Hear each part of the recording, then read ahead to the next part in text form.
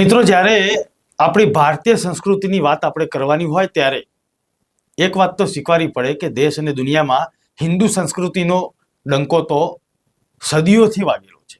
અને સદીઓથી આપણા ધાર્મિક સ્થાનો જે છે તે અલગ અલગ દેશોમાં પણ હતા અને તેના પુરાવા આજે પણ છે. દુનિયાની 8મી અજાયબી તરીકે ઓળખાતું દુનિયાનું સૌથી જૂનું હિન્દુ મંદિર છે, વિષ્ણુ મંદિર છે કંબોડિયામાં, અને તેનું નામ છે અંગાર કોટવાટ. આ વિષ્ણુ મંદિર અત્યારે હાલ તો બૌદ્ધ મંદિરમાં પણ થોડું થોડું પરિવર્તન પામેલું છે, પરંતુ આપણે ગર્વ કરીએ તેવી વાત એ છે કે આ દુનિયાની 8મી અજાયબી છે. અને આ દુનિયાની 8મી અજાયબી સુધી પહોંચ્યા અમદાવાદના યુવાન સ્વપ્નિલ આચાર્ય. તેઓ આર્ટિસ્ટ છે, ફોટોગ્રાફર છે, લેખક છે. તેમનું હું સ્વાગત કરું છું મુંબઈ સમાચારમાં. સાથે સાથે તેમની સાથે વાત કરીશું, આપણે જાણીશું કે આ જે દુનિયાની 8મી અજાયબી છે અને તેની ફોટોગ્રાફી કરતી વખતે કેવા અનુભવ થયા, જો આ જગ્યાએ જવું હોય તો કેવી રીતે જવું જોઈએ, શું કાળજી રાખવી જોઈએ, અને ખાસ કરીને કળાના માધ્યમથી તેને કઈ રીતે જોઈ શકાય તેની બારીકાઈથી નિરીક્ષણ કરો તો તેમાંથી કેવા વાઇબ્રેશન્સ અથવા તો ઉર્જા આપણને મળે છે. કારણ કે લગભગ 8મી થી 12મી સદીની વચ્ચે બંધાયેલું આ મંદિર છે અને 1100 વર્ષ જૂનો આ ઇતિહાસ છે. દર્શક મિત્રો, ફોટોગ્રાફીની કળા એક એવી કળા છે કે જે તમારી નજર સામે જે દ્રશ્ય છે તેને કઈ રીતે કેપ્ચર કરીને લોકો સુધી તમે પહોંચાડી શકો. કારણ કે આ સામાન્ય વાત નથી. એક સમય એવો હતો કે અલગ અલગ કેમેરા, અલગ અલગ લેન્સ અને ભારેખમ સાધનો લઈને જે ફોટોગ્રાફરો હતા તે અલગ અલગ જગ્યાએ ફોટોગ્રાફી કરતા હતા, પરંતુ અત્યારે હાલ ટેકનોલોજી આવેલી છે, અલગ અલગ ટેકનોલોજી યુક્ત કેમેરા પણ છે. અત્યારે હાલ તો ટચકડા મોબાઈલથી પણ સારી ફોટોગ્રાફી થાય છે. ત્યારે અમદાવાદના સ્વપ્નિલભાઈએ આ જે હેરિટેજની આખી એક હારમાળા સર્જી છે તેના પર વાત કરીશું. સ્વપ્નિલભાઈ, સૌથી પહેલા મારે એ સમજવું છે કે કંબોડિયા જવાનું થયું અને આ મંદિરમાં જ્યારે પ્રવેશ કર્યો, કેવો અનુભવ હતો? જણાવી દઉં જીગરભાઈ, બહુ જ સરસ વાત છે કે મને બાય ડિવાઇન મને ચાન્સ મળ્યો છે ત્યાં જવાનો. 2016માં મેં જ્યારે ડિસાઈડ કર્યું, મારા મિત્ર વર્તુળમાં મેં જ્યારે જણાવ્યું કે મારે આવી રીતે ફોટોગ્રાફી પ્રોજેક્ટ કરવો છે, તો 100માંથી લગભગ 90% લોકોનું મને નેગેટિવ રિસ્પોન્સ જ મળ્યો હતો. કેમ કે કંબોડિયા એ બહુ જ પછાત દેશ છે, ત્યાં ક્રિમિનલ રેકોર્ડ્સ વધારે છે, ત્યાં એટલું બધું ટુરિઝમ એ સમય, અત્યારે 10 વર્ષ પહેલાની વાત છે, એટલું બધું વિકસિત નહોતું થયું હતું. અને ઇવન હું જ્યારે ગયો ત્યારે મેં મારી ફેમિલીઝને પણ મેં જણાવ્યું નહોતું કે હું ત્યાં જઈ રહ્યો છું. પ્રોજેક્ટ થઈ ગયા પછી, આવ્યા પછી મેં જણાવ્યું હતું. પણ ત્યાંના તમે ઓરા અને એનર્જીની વાત કરી, બટ ઓલવેઝ છે દુનિયાનું સૌથી મોટું મંદિર અને સૌથી જૂનું મંદિર છે જે ભગવાન વિષ્ણુ ભગવાનનું બનાવેલું હતું. લગભગ 450 સ્ક્વેર મીટરમાં એવા ફેલાયેલું છે. જ્યારે એ મંદિરના સ્ટાર્ટિંગમાં જ મેં પ્રવેશ કર્યો ત્યારે મને એવું વિચાર થયો કે આટલી બધી વિશાળ જગ્યાને હું કેવી રીતે અને ક્યાંથી શરૂઆત કરું. અને બે સેકન્ડ, આમ 2 મિનિટ 10 મિનિટ માટે તો હું ખાલી કેમેરાને ને બેગને બાજુમાં મૂકીને હું ખાલી જોઈ જ રહ્યો કે આટલું સરસ અને અદ્ભુત મોન્યુમેન્ટ્સ વિશ્વમાં શું ખરેખર બન્યું હતું અને આટલા વર્ષોથી એ અત્યારે હયાત છે. આ જે આખી મોન્યુમેન્ટની વાત કરીએ સ્વપ્નિલભાઈ, કે આપે પ્રવેશ કર્યો અને એકદમ સ્તબ્ધ થઈ ગયા કે આ ખરેખર આપણું આ હિન્દુ મંદિર છે. અલગ અલગ જગ્યાએ જતી વખતે આ ફોટોગ્રાફી ખૂબ કરવાનો આપને મોકો મળ્યો. અલગ અલગ જગ્યાએ આપને તેની સ્થાપત્ય પણ જોવા મળે. કેવા પ્રકારના સ્થાપત્ય ત્યાં છે અને દરેક સ્થાપત્ય આપણા ભારતમાં પણ તેના સિમિલર કંઈ જોવા મળે છે કે ફક્ત ત્યાં જ છે? ના, આમાં આપણા હિન્દુ સંસ્કૃતિ પ્રમાણે જ આપણા હિન્દુ રાજા જે સૂર્યવર્મન સેકન્ડ, એમને 1100 સીસીમાં આવવાનું મંદિરનું સ્થાપના ચાલુ કરી હતી અને લગભગ 30 વર્ષ સુધી મંદિર બંધાવવાનું થયું હતું. પહેલા જે અખંડ ભારત જે કહેવાતું હતું એ અત્યારે કંબોડિયા એક બીજો દેશ ગણવામાં આવે છે, પણ એ આપણી હિન્દુ સંસ્કૃતિ ત્યાં સુધી ફેલાવેલી હતી. This is a best example કે ત્યાં ભગવાન ટોટલી ભગવાન વિષ્ણુ મહેશ અને બ્રહ્મા ત્રણેય ભગવાનને સમર્પિત થયેલું છે. જેમાં રામાયણ, મહાભારત, આપણે જે અત્યારે મહાકાવ્ય છે એના એક્ઝામ્પલ ત્યાં જોવા મળે છે. સમુદ્ર મંથન એની જે બધી વાર્તાઓ અને એના ચલચિત્રો દિવાલો ઉપર તમને જોવા મળે છે. આપણા 1850 થી વધારે દેવી દેવતાઓના ચલચિત્રો પણ તમને ત્યાં જોવા મળે છે.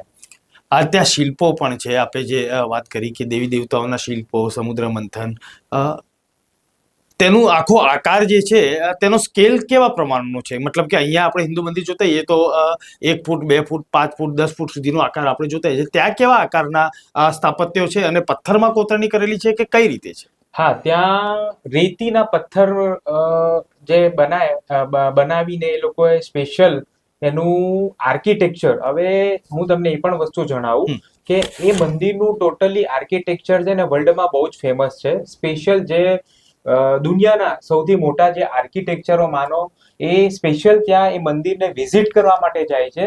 કેમ કે ત્યાં પથ્થરોનું આખું સ્ટ્રક્ચર, આખું બાંધકામ અને આખી જે બિલ્ડિંગ ઊભી થયેલી છે એ એવું માનવામાં આવે છે કે અંદર કોઈ સિમેન્ટ કે અંદર કોઈ પૂરણ વસ્તુ નથી.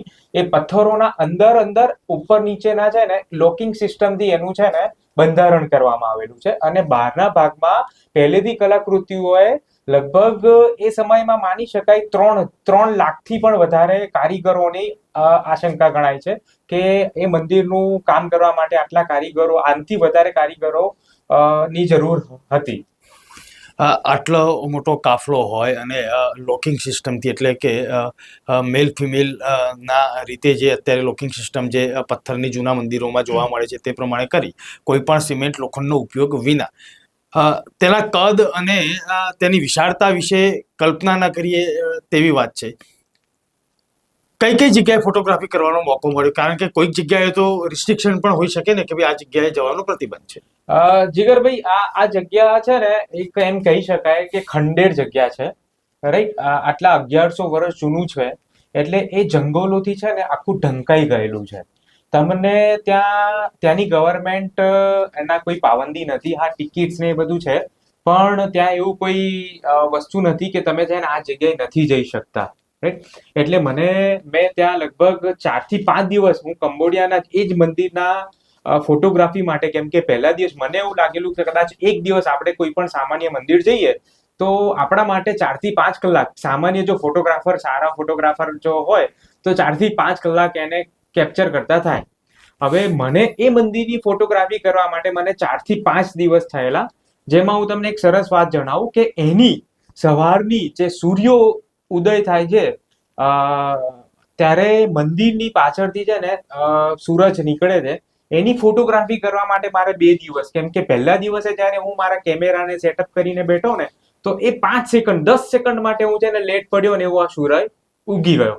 મારે એને જ ફરીવાર રિપીટ મારે સેશન કરવું પડ્યું. બીજે દિવસે સવારે 4:30-5 વાગ્યાથી મારે બેસવું પડ્યું. સૂરજ ઉગે અને એની 1 સેકન્ડ માટે મારે ક્લિક કર્યો ત્યારે મને ફોટો મળ્યો છે. એટલે મને એ મંદિરના લગભગ બધા જ એરિયા મેં કવર કર્યા છે અને લગભગ 4 થી 5 દિવસમાં મેં એ મંદિરનું સર્વોચ્ચ નાની કૃતિઓ છે, જે વોલ પેઇન્ટિંગ છે, વોલ કલાકૃતિઓ છે, અંદરના બધા જે સ્કલ્પચર છે, એ બધું, બહારની બધી દિવાલો છે, બહારની બધી જે ઇમારતો છે, એ બધું જ મેં સારી રીતે એનું ફોટોગ્રાફીમાં કેપ્ચર કર્યું છે. આ જે ફોટોગ્રાફીમાં કેપ્ચર કરવાનો સ્વપ્નિલભાઈ મોકો મળ્યો અને આપે કહ્યું કે એક સેકન્ડની પણ કિંમત હોય છે અને તે સેકન્ડની તક ઝળકવા માટે કદાચ કલાકો સુધી બેસવું પડે છે.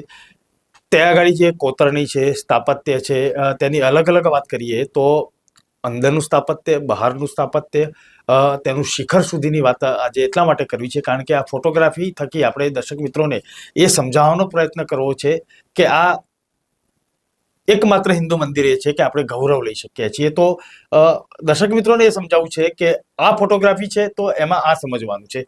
દાખલા તરીકે હું શિખરથી વાત કરીશ, નીચે ભોય તળિયાની વાત કરીશ, ક્યાંક તમને કોઈ સ્થાપત્ય કોઈ એવું યાદ હોય કે ત્યાં તમે અલગ એંગલથી તમે કોઈ ફોટોગ્રાફી કરી હોય, તેનો કોઈ એક અનુભવ આપણે દર્શક મિત્રોને શેર કરીશું.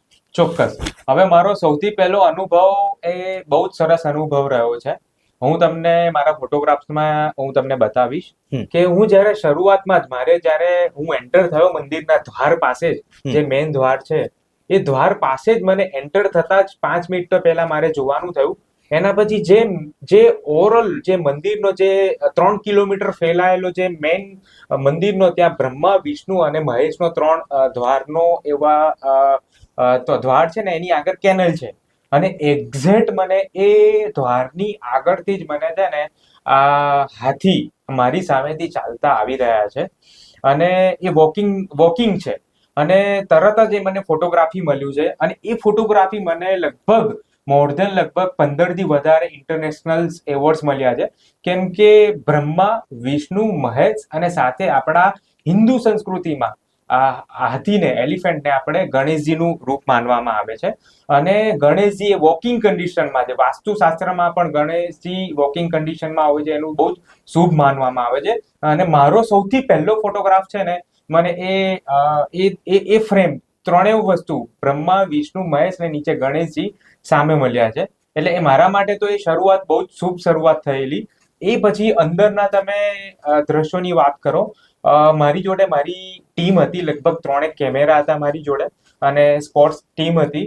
એ સાથે અમે બહુ જ સરસ અંદર અલગ અલગ જગ્યાએ મને એવો જ આભાસ થતો હતો કે મને છે ને જ્યારે આ કલાકૃતિ સામેથી બોલાવી રહ્યા છે કે તમે ખરેખર આવ્યા છો આ કામ માટે, તો તમે મારો એક ક્લિક કરો. જેમ આપણે માણસ કેમ કહીએ છે કે તમે મને છે ને સરસ રીતે મારો ફોટો પાડો, તો મને પણ એવા ત્યાં આભાસ થયા હતા કે તમે છે ને કેમ કે તમે પથ્થર જુઓ તો એ બહુ જ જૂના છે અને એકદમ તમને એવું લાગે કે આનું શું ફોટોગ્રાફી થઈ શકે, પણ તમે એની કલાકૃતિ જુઓ અને આટલા વર્ષો સુધી અને એ કલાકૃતિને કારીગરોએ એટલા સમય અને એટલી મહેનતથી જ્યારે એ પથ્થર ઉપર એમનું જે કહેવાય ને કે પૂરું જીવન સમર્પિત કરી દીધું છે, તો એને જોવા માટે હું પણ બહુ ધન્ય થયો અને મને પણ એવું થયું કે હું આ મારા ફોટોગ્રાફીના સ્કિલ દ્વારા હું આ વસ્તુને દુનિયા સુધી પહોંચાડું.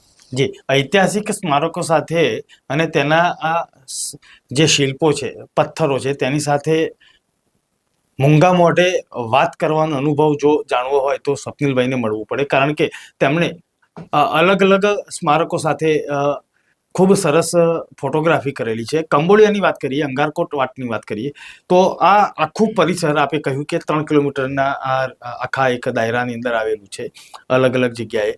તેની સૌથી પ્રખ્યાત કૃતિ પણ આપણે ક્યારેક ઇન્ટરનેટ ઉપર જોતા હોઈએ છીએ. તમામ શિલ્પો અદ્ભુત છે.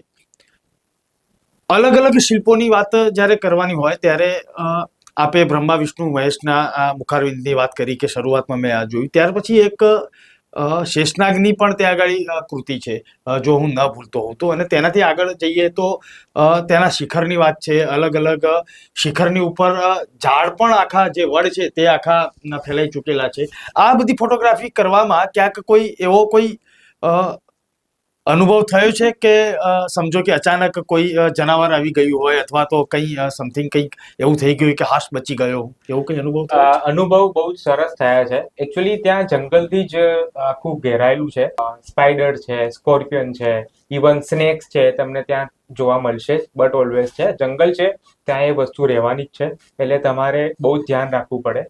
અને અમુક ફોટોગ્રાફીઝના એંગલ્સ માટે હું ઝાડ ઉપર પણ ચડ્યો છું, કેમ કે એના શિખર એટલે બહુ જ અત્યારની જે આપણે હાઈટ જે કહેવાય કે આપણો જે ફર્સ્ટ ફ્લોરથી ચાલુ થાય છે, એમનો એ ફર્સ્ટ ફ્લોર છે ને, આપણા જે અત્યારે થર્ડ ફ્લોર, ફ્લોર આવે, ત્રીજો કે ચોથો માળ આવે, ત્યારથી ચાલુ થતા હતા અને સીધી સીડી છે એમની લાગેલી છે, ત્યારે એમનો પહેલો માળ ચાલુ થાય છે. એટલે એ એંગલ લેવા માટે છે ને મારે અમુક દૂરથી મારે ઝાડ ઉપર હું ચડ્યો છું. ઝાડ ઉપર પણ બધા જીવજંતુઓનું મેં સાથે અમે કહેવાય ને કે એ જાણે સ્વીકારે છે મને કે ભઈ અમારું કોઈ મહેમાન બનીને આવ્યું છે. તો મને જેમ કહેવાય ને કે સ્વીકારી લીધા છે. ત્યાંની જમીને, ત્યાંની હિન્દુ સંસ્કૃતિએ, ત્યાંના બધા પથ્થરોએ, ત્યાંના જે જીવજંતુએ તો મને હેલ્પફુલ થયા છે. બધી જ વસ્તુ હેલ્પફુલ થઈ છે. હા, એ ઝાડ ઉપરની જ વાત કરું. જે ઝાડ ઉપર કરતા હું તરત જ ડાળ ઉપરથી નીચે પડ્યો હતો. થોડી ઘણી નાની ઇન્જરી થયેલી, પણ એ કઈ મોટો ઇસ્યુ નહોતો. પણ ઘણા બધા એક એવા અવાવરા કે જ્યાં તમને એવું લાગે કે ભાઈ મારે ત્યાં જવું જોઈએ કે ના જવું જોઈએ, કેમ કે ત્યાં તમને પબ્લિક જે કહેવાય કે એક પબ્લિક ફિગર નથી, એ એવું ફેમસ જગ્યા નથી કે ત્યાં તમને છે ને હજારો કે માણસોનું છે ને તમને ટોળું જોવા મળશે.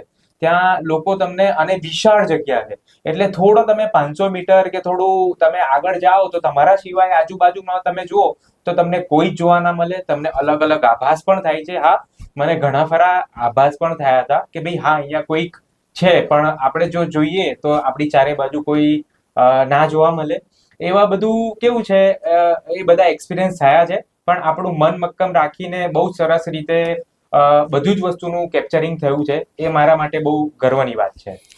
આ જે કેપ્ચરિંગ છે, ફોટોગ્રાફી છે, તેની સંખ્યા વિશે વાત કરીએ તો અંદાજે કેટલા ફોટોગ્રાફ્સ ત્યાંથી લેવાનો મોકો મળ્યો છે અંદાજે? ત્યાં લગભગ મારા જીગરભાઈ 2500 થી વધારે મેં ફોટોગ્રાફ લીધેલા. મારી જોડે 3 કેમેરા હતા, સાથે મોબાઈલ્સ હતો, એટલે 3-4 દિવસમાં મેં એમ કહેવાય કે 2500 થી 3000 થી વધારે મેં ફોટોગ્રાફ ક્લિક કર્યા છે. એક સમયને મેં છે ને ત્યાં મેં એમ કહેવાય કે સાધના કરી છે.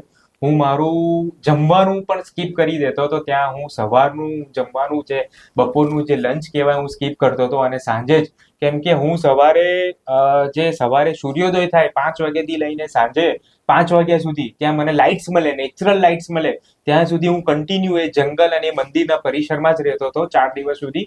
અને સવારે વહેલો ઉઠીને મારી ટીમ સાથે હું લગભગ 3:30-4 વાગે ઉઠીને હું ત્યાં પહેલા જતો, હોટલોથી લગભગ ડિસ્ટન્સ હતું અડધો કલાકનું, તો હું જતો રહેતો હતો. અને કન્ટિન્યુઅસ 5 વાગ્યા સુધી, કેમ કે બેસ્ટ લાઇટ તમને નેચરલ લાઇટ છે જ મળવાની, 5 વાગ્યા પછી તમને લાઇટ્સ નથી મળવાની. એટલે એમ કહેવાય કે એ મારી 5 દિવસની ટોટલી એ સાધના કહેવાય. અને ખરેખર જોવા જઈએ તો મારી સાધના ખરેખર ફળી છે. કંબોડિયાની વાત કરીએ, અંગારકોટ વાતની વાત કરીએ, અને જ્યારે આપણે આ અજાયબીની વાત કરતા હોઈએ સ્વપ્નિલભાઈ, ત્યારે એ જાણવાની ઈચ્છા પણ થાય કે આ 2500 થી 3000 જેટલા ફોટોગ્રાફ્સ અને ત્યાર પછી ત્યાં રહેવાનો અનુભવ, આ કંબોડિયા જે છે તે સિટીની પણ થોડીક વાત કરવી છે, કારણ કે હિન્દુ સંસ્કૃતિ સાથે જોડાયેલો આ દેશ છે. તેના ચલણી નોટોમાં પણ ગણપતિની તસવીર જોવા મળતી હોય છે. ભારતથી ત્યાં પહોંચ્યા ત્યારે ત્યાં એરપોર્ટ ઉપર ઉતરવાનો પણ એક અનુભવ છે, કારણ કે ત્યાં અલગ અલગ તમે ત્યાં પહોંચો તો તમને એવું જ લાગે કે કોઈક ભારતના કોઈ એક શહેરમાં તમે પહોંચ્યા છો એવું લોકો કહે છે. તમને કેવું લાગ્યું ત્યાં? સાચી વાત છે. એકચ્યુઅલી કલ્ચરલ પ્રમાણે ત્યાં ઘણા બધા હિન્દુ મંદિરો અત્યારે હાલમાં એની આજુબાજુ પણ હતા, પણ અત્યારે હાલમાં એમ કહેવાય કે બૌદ્ધિસ્ટમાં બધું, ઇવન આપણું આ જે હિન્દુ મંદિર છે ત્યાં પણ આપણા ગણેશજીની બધી જે તૂટેલી મૂર્તિઓ તમને જોવા મળશે હજી પણ હાલમાં. વિષ્ણુ ભગવાનની પણ તે મૂર્તિ જોવા મળશે, પણ બધું છે ને બુદ્ધિસ્ટ, અત્યારે બુદ્ધ ભગવાનમાં એમની મૂર્તિઓ ત્યાં સ્થાપના થયેલી છે. પણ જે કંબોડિયા તમે જે કહ્યું કે ત્યાં એન્ટર થતા, દેશમાં એન્ટર થતા, એ કંબોડિયા દેશ થોડો પછાત દેશ છે, થોડો ગરીબ દેશ છે. એટલે હું અહીંયાથી જ મારી ટીમને એક હાયર કરીને હું ગયો હતો, કે અહીંયાથી જ મેં એમની જોડે કોલોબરેશન કર્યું હતું કે મારી જોડે કમ્પલસરી 24 કલાક માટે 2 જણા મારી જોડે હોટલથી લઈને મારી ટૂર સાથે જોડે 24 કલાક રહેવાના છે. એક દિવસ મારો આ જ સમય એક્સપિરિયન્સની વાત કરું કે મારે એક દિવસ મને એવું થયું કે ગાડીમાં મેં કાર રેન્ટલ કરેલી, પણ મને એમ થયું કે મારે રોડ ટ્રીપ કરવી છે ને, એ પણ પાછળ મોપેડ કે જે બાઇક ઉપર કરવી છે. તો મારા જે એવા ગાઈડ હતા એ ડ્રાઈવ કરતા હતા, અને એમની પાછળ હું બેસીને મારા કેમેરા અને મોબાઈલથી હું બધું શહેરનું બધું આજુબાજુનું ક્લિક કરતો હતો. તરત જ જેવું એમનું ધ્યાન ગયું, તરત એમને કીધું કે મોબાઈલ તમે મૂકી દો, નહીંતર આ મોબાઈલ વિધિન 5 થી 10 મિનિટમાં તમારો મોબાઈલ ચાલુ ડ્રાઈવે થઈને આવવા જતો રહેશે. એટલે ત્યાં થોડું ક્રાઇમ લેવલ થોડું વધારે છે, સાચવવા જેવું છે. ફેમિલી સાથે જવું પડે એવું છે, તમારી ટીમ સાથે જવું પડે એવું છે, કેમ કે એ અત્યારે હાલમાં એમ કહેવાય કે હિન્દુઓની વસ્તી ત્યાં નથી, ટોટલી બૌદ્ધિસ્ટ વધારે થઈ ગયા છે. લગભગ 60-70% બૌદ્ધિસ્ટ છે, બીજા બધા થોડા નાસ્તિક છે, બીજા બધા અલગ ધર્મના લોકો રહી રહ્યા છે. આ તો કંબોડિયા શહેરની વાત થઈ અને ધાર્મિક દ્રષ્ટિની વાત થઈ. કંબોડિયા શહેરમાં ફૂડ, ઇન્ડિયન ફૂડ મળે છે ખરું? ત્યાં આગળ કેવા પ્રકારનું ફૂડ મળે છે? અત્યારે હાલમાં તે ભારતીય સંસ્કૃતિ ખોવાઈ રહી છે. તો તમને ભારતીય સંસ્કૃતિનું ફૂડ મળવું થોડું મારા માટે 2016માં પણ એ ફેરી થોડું અઘરું હતું, અત્યારે પણ થોડું અઘરું છે. એટલે હું મારા માટે સ્પેશિયલ, મને ખબર છે હું પ્યોર વેજીટેરિયન છું. હું લગભગ 10 થી 12 કેજીની હું મારી ફૂડ પેકેટની બેગ જ લઈને ગયેલો. એટલે ત્યાં આપણે આપણી એવી આશા રાખીએ કે આપણે ભારતીય સંસ્કૃતિ હતી આટલા વર્ષોથી, અને ત્યાં છે આટલું મંદિર, આપણું જૂનું મંદિર, અને આપણને ત્યાં હિન્દુ સંસ્કૃતિનું ખાવા મળે, ભારતીય સંસ્કૃતિનું જો જમવા મળે, તો એ ધારણા ખોટી છે. જી, આ આખા અનુભવ પછી સ્વપ્નિલભાઈ 2500 જેટલી ફોટોગ્રાફી કરીને આપ ભારત પાછા ફર્યા, અમદાવાદ પાછા ફર્યા. ત્યાર પછી આ 2500 કે 3000 ફોટોગ્રાફ્સ નું કર્યું શું? એને મેં સરસ પ્રોજેક્ટ એનું, કેમ કે હું 5 દિવસ રહ્યો હતો ત્યાં. હવે 5 દિવસ દરમિયાન મેં ખાલી ફોટોગ્રાફી નથી કરી. ત્યાં મારી જોડે જે લોકલ ગાઈડ હતા ત્યાંના, એ શહેરના, કે કંબોડિયા એક કન્ટ્રી છે, કન્ટ્રીની અંદર સિમરીપ કરીને એક શહેર છે, અને સિમરીપ શહેરની બાજુમાં અંગકોર વાટ કરીને જે જગ્યા છે અત્યારે હાલમાં એને કહેવાય છે, એ સ્પેશિયલ અંગકોર વાટના જ મેં ગાઈડ છે ને ચોઈસ કરેલા કે મારી જોડે ત્યાં રહે. અને મેં 1 દિવસ કે 2 દિવસ એવી રીતે મેં ટાઈમ સ્પેન્ડ કરેલો કે ભાઈ મારું ફોટોગ્રાફી થયા પછી છે ને હું એમની ફેમિલીને મળું, અને ત્યાંના લોકોને, એટલે એમની જે વંશવેલી છે કે ભાઈ એમના ફાધર ને એમના ફાધર, એમની જોડે કોમ્યુનિકેશન કરું. એ લોકોને ઇંગ્લિશ, અત્યારની જનરેશન ઇંગ્લિશ ફાવે, એ લોકો ટ્રાન્સલેટ કરીને મને થોડી ઘણું છે ને આનું જે ઇતિહાસ મને જાણવામાં, કે જે વસ્તુ છે એ વસ્તુ પ્રોપર મને સમજવામાં મને મદદરૂપ થાય. તો એનું મેં પ્રોપર એનો પ્રોજેક્ટ બનાવ્યો, અને એને પછી મેં એ પ્રોજેક્ટ અને ફોટોગ્રાફી સાથે લગભગ એમાંથી મેં 45 થી 50 ફોટોગ્રાફ એના સિલેક્ટ કર્યા, અને મેં દેશ વિદેશમાં એના એક્ઝિબિશન્સ અને એના શો કરવાના ચાલુ કર્યા. કઈ કઈ જગ્યાએ પ્રદર્શિત થયેલા છે લગભગ વર્લ્ડની 15 થી વધારે કન્ટ્રીઝમાં થયા છે, જેમાં Dubai, Malaysia, Singapore, south Africa, Ukraine, Malaysia, Nepal, Uganda, બધી જગ્યાએ, આપણા ભારતના બધા મોટા મોટા શહેરો લઈ લો, તો ભારત સિવાય પણ આવી રીતે બધા ઇન્ટરનેશનલ લેવલે એનું પ્રદર્શન પણ થયું છે, એનું સારું નામના પણ મળી છે. લગભગ મને મોર દેન 15 થી વધારે એના ઇન્ટરનેશનલ ગોલ્ડ મેડલ, એના ઇન્ટરનેશનલ એવોર્ડ્સ પણ મળ્યા છે. આ આખા એવોર્ડ્સ અને આ પ્રદર્શનની વચ્ચે આપે મને ઓફ કેમેરામાં વાત કરેલી કે આ એક રેકોર્ડ્સ પણ થયેલો છે. કેવા પ્રકારનો રેકોર્ડ્સ છે? હા, એ તદ્દન, કેમ કે મને હેરિટેજ માટે બહુ જ પ્રેમ છે. હું પોતે આપણું જે અમદાવાદ, જે વર્લ્ડ હેરિટેજ સિટી કહેવાય છે, હું એનો પૂરતો એમ કહેવાય કે મારું જન્મ જ જે અમદાવાદની જે પોળ, ઢાલની પોળ છે, જે હેરિટેજ પોળમાં ગણાય છે, જ્યાં ફ્રેન્ચ હવેલી આવી રહી છે, એ મારી પોતાની જ, હું જ્યાં 22 વર્ષ રહ્યો, મારી એ પોતાની જ હવેલી હતી. અને એ સમય થતા એ પોતે એનું તૂટી ગયે, અને મને હેરિટેજ માટે બહુ જ પ્રેમ હતો. એટલે એક હેરિટેજ માટે પ્રેમ હોવાના કારણે મેં જે હેરિટેજની ફોટોગ્રાફી પહેલા અંગકોર વાટ કંબોડિયાથી મેં શરૂઆત કરી, એ પછી મેં અલગ અલગ દેશોનું, લગભગ 7 દેશોનું આવી રીતે ફોટોગ્રાફી કરી છે, જેમાં ઇન્ડોનેશિયા છે, નેપાળ છે, વિયેતનામ છે, આપણા ભારતના અલગ અલગ યુનેસ્કોમાં જે દર્જિત હેરિટેજ સાઇટ છે.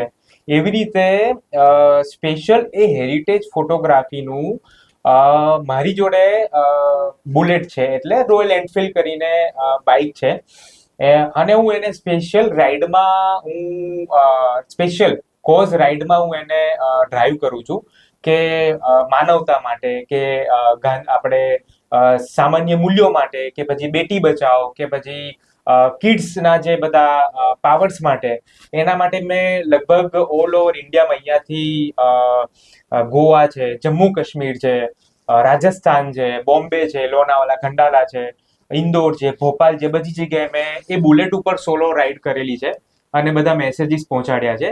એ સ્પેશિયલ બુલેટ ઉપર એ બધા હેરિટેજના ફોટોગ્રાફ્સ મેં સ્ટીક કરાયા છે આખા સર્વત્ર બુલેટ ઉપર, અને એની ઉપર વર્લ્ડનું ફર્સ્ટ હેરિટેજ બુલેટના નામથી મને 2017માં વર્લ્ડ રેકોર્ડનું રિકોગ્નાઇઝેશન મળેલું છે.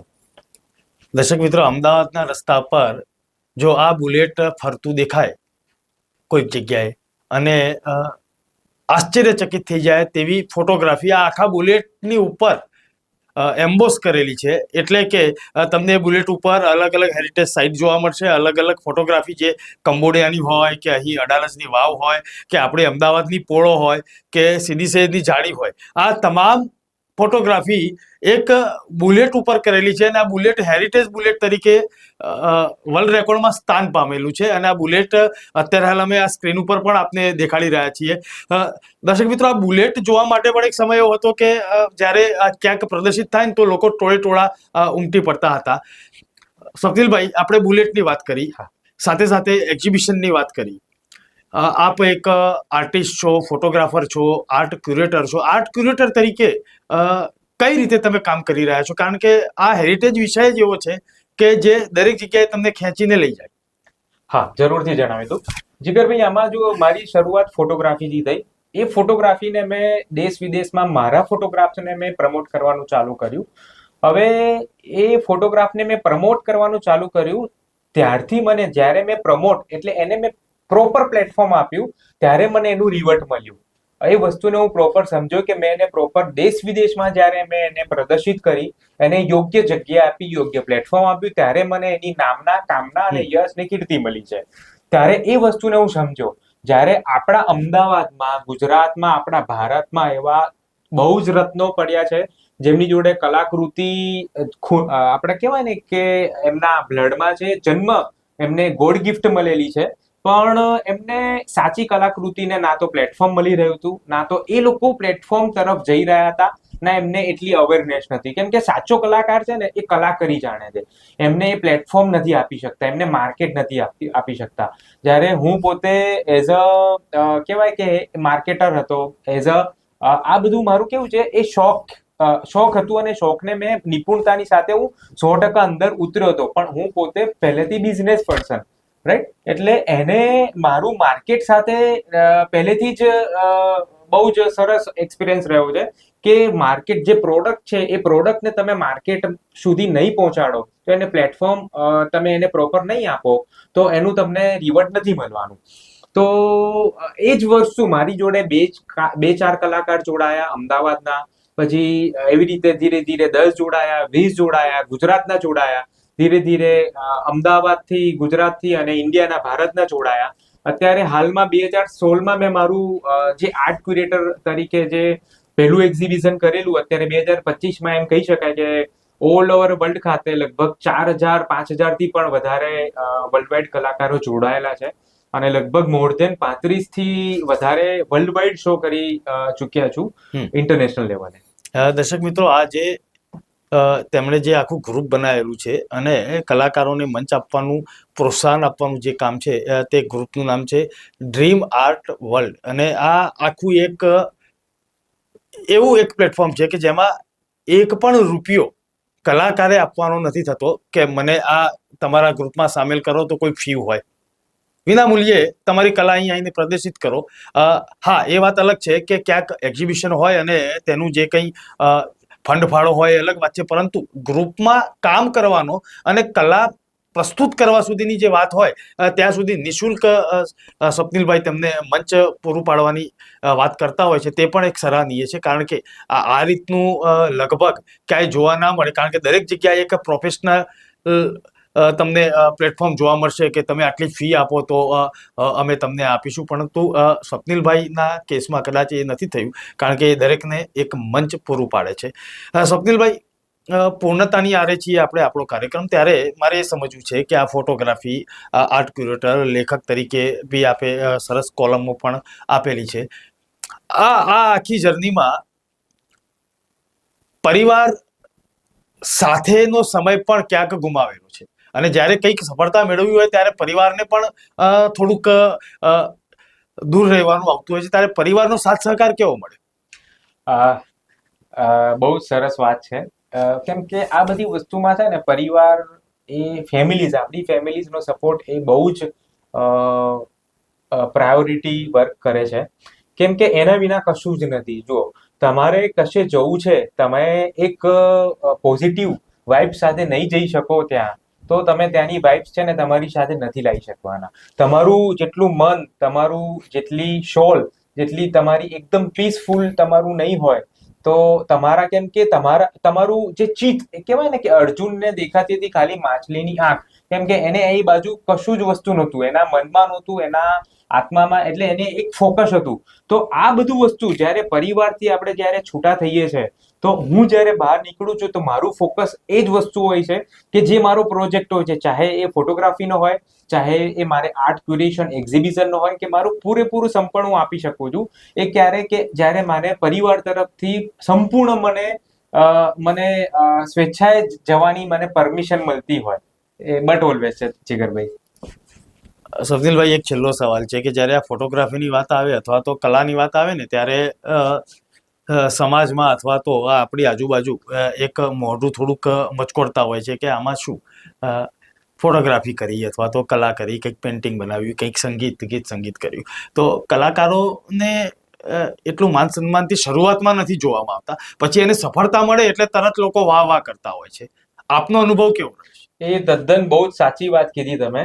હવે આને આમ મારી જ શરૂઆતની વાત કરું કે એ ફોટોગ્રાફી એઝ અ સ્કિલ હું માસ્ટર ઇન ફોટોગ્રાફી શીખ્યો, અને પછી એક કોઈ ફોરેનના ફોટોગ્રાફરે મને સલાહ કર્યું કે તમારા ફોટોગ્રાફ્સની જે ક્લિક્સ, એની ફ્રેમ, એની લાઇટિંગ, એનું કમ્પોઝિશન બહુ જ સારું છે, એને તમે છે ને પ્રોફેશનલ વેમાં તમે એને છે ને શરૂઆત કરો, એને છે ને તમે પ્રમોટ કરો અને એને માર્કેટ પ્લેસ આપો.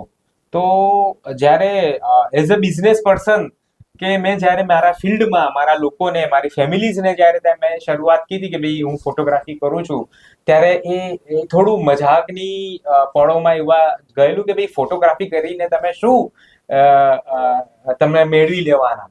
અને ફોટોગ્રાફરનું અને કલાકારોનું આપણા એમ કહેવાય કે આપણા સમાજમાં, આપણા અમદાવાદ, ગુજરાત કે આપણા ભારતમાં અત્યારે એમ કહી શકાય કે એટલું બધું વેલ્યુઝ નથી, જે છે ને ખરેખર હું તમને કહી રહું કે જેટલી છે ને બહાર ફોરેનમાં જે વર્લ્ડ લેવલે જે કલાની છે ને વેલ્યુઝ છે, કલાની વેલ્યુ છે, પણ તમે જે કલાને જે કરનાર છે, કલાકાર છે, એને આપણે એની એટલી વેલ્યુઝ નથી આપી શકતા.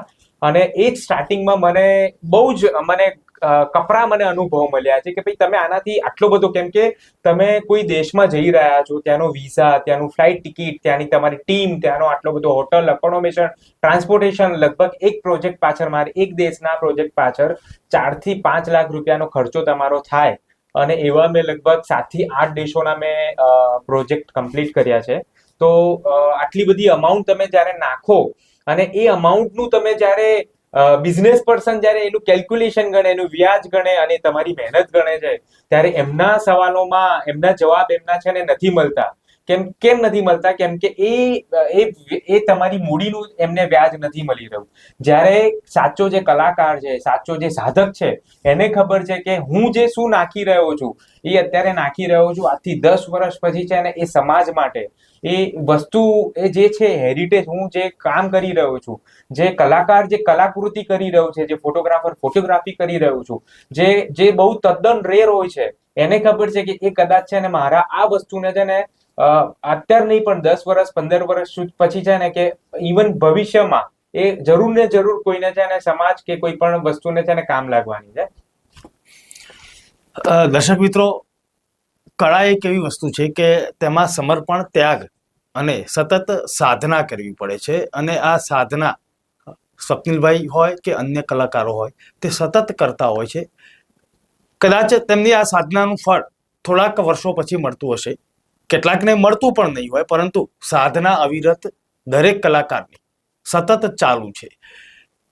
મિત્રો, મુંબઈ સમાચાર આજે અલગ અલગ કાર્યક્રમો દ્વારા આપની સમક્ષ આવી રહ્યું છે. હેરિટેજ વિષય હોય, ઐતિહાસિક વારસો હોય, કે કોઈ કલાકારની કળા હોય, કે કોઈ સાહિત્યકારની કૃતિ હોય, અથવા તો અચરજ થાય તેવી વાતો પણ હોય. દર્શક મિત્રો, આપના નગર, શહેરમાં કે ગામમાં કોઈ કલાકાર હોય, અથવા તો કોઈ કલાકારની કોઈ કલાકૃતિ હોય, અથવા તો તેની કોઈ ખૂબ સરસ વાત હોય, તો અમારા આ કાર્યક્રમના કોમેન્ટ બોક્સમાં કોમેન્ટ કરીને અમને જણાવશો તો અમને આનંદ થશે. કારણ કે અમારે જાણવાનો પ્રયત્ન કર્યો છે કે ગુજરાત અને ભારતમાં કેટલી કલા પ્રદર્શિત કરતા કલાકારો છે. સાથે સાથે લોકલ કલા વિશે પણ જાણવું છે, અને આપને આ કાર્યક્રમ કેવો લાગ્યો તે વિશે પણ અમને ખાસ જણાવજો. મુંબઈ સમાચારના તમામ ડિજિટલ પ્લેટફોર્મ્સને લાઇક, શેર અને સબસ્ક્રાઇબ કરવાનું ના ભૂલતા. નમસ્કાર.